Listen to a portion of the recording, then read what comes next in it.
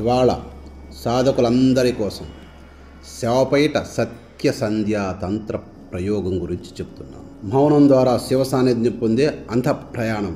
శవం అనే పదాన్ని వినగానే భయం కలుగుతుంది, కానీ శవాన్ని పీఠంగా ఊహించి ధ్యానించడం తంత్ర మార్గంలో అత్యంత రహస్యమైనటువంటి శివ సాధన అనే విషయాన్ని గ్రహించండి సాధకులారా. ఈ సాధన శవపీఠ సత్య సంధ్యా తంత్ర ప్రయోగం అంటారు. ఇది ఒక భయాన్ని జయించి బోధిని పొందే మార్గం. ఈ వీడియోలో మీరు 7 రోజులు చేయవలసిన అతచింతనాత్మక శోధనా పద్ధతిని తెలుసుకుని సాధన చేయండి. 1వ రోజు శవం అంటే ఏమిటి? శవం అంటే శూన్యత. అది శరీరం కాదు, ఒక స్థితి. ఈ స్థితిని చేరేటప్పుడు శివత్వం అనుభవించబడుతుంది. శవాన్ని పీఠంగా ఊహించి ధ్యానించడం వల్ల శబ్దరహితమైన ఆంతరంగిక శివ సాన్నిధ్యం కలుగుతుందనే విషయాన్ని గ్రహించండి సాధకులారా. ప్రతిరోజు శవంపై కూర్చోవాల్సిన అవసరం లేదు. ఆంతరికంగా శవస్థితిని ఊహించి ధ్యానించడం చాలు. ఇలా ధ్యానించడం ద్వారా శవస్థితిని పొందవచ్చు. 1వ రోజు భయం నుండి శూన్యతకు. చీకటి గదిలో దీపం వెలిగించి ఖాళీ కుర్చీ ఎదుట కూర్చో. శవాన్ని ఊహించి భయాన్ని వదిలించుకో. 2వ రోజు మౌన ప్రవేశం. గంట పాటు మాటలే కాక ఆలోచనలు కూడా విరామం ఇవ్వు. శబ్దాన్ని దూరంగా మౌనంగా ఉండడం అలవాటు చేయి. 3వ రోజు శవం. నీ శరీరాన్ని శవంలా ఊహించు. చేతిలో బిల్వపత్రంతో దీపం ముందు ధ్యానం చేయి. కుడి చేతిలో బిల్వపత్రాన్ని పట్టుకుని ఒక దీపం ముందు కూర్చొని ధ్యానం చేయి. 4వ రోజు 3 గంటల పాటు కదలకుండా కూర్చో. శరీర కదలికలను నియంత్రించు. 5వ రోజు జ్ఞానస్తంభన. అహం శివోస్మి అనే తత్వాన్ని నిరంతరం మనసు అనుకో. నేను భావాన్ని శూన్యంలో కలుపు. 6వ రోజు తత్వలయం. శివం అనిపించే స్థితిని పొందు.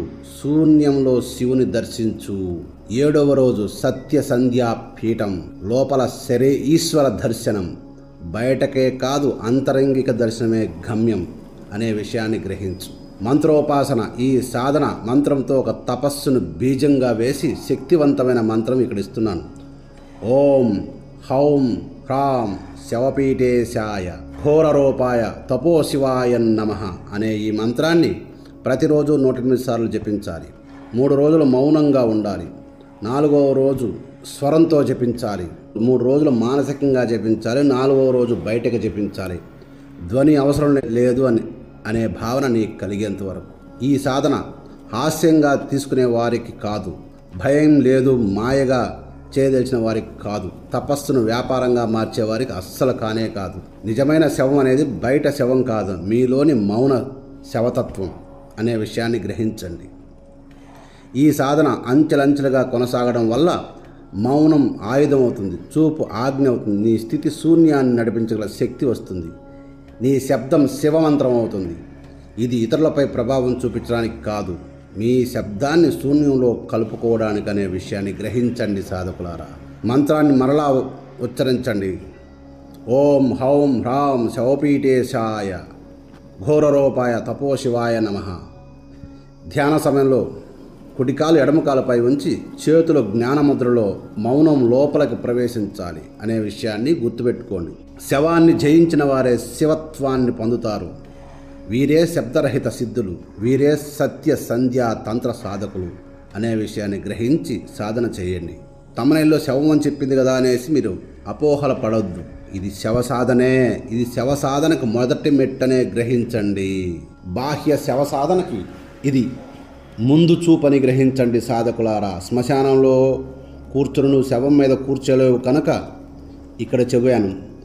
ఈ స్థితిని మీరు అలవాటు చేసుకున్న వ్యక్తులు ఎవరైతే ఉన్నారో వాళ్ళు నిజంగా శవసాధనకి అర్హులనే విషయాన్ని మేము గ్రహించడానికి ఈ చిన్న వీడియో రూపంలో ఇది చేశాం.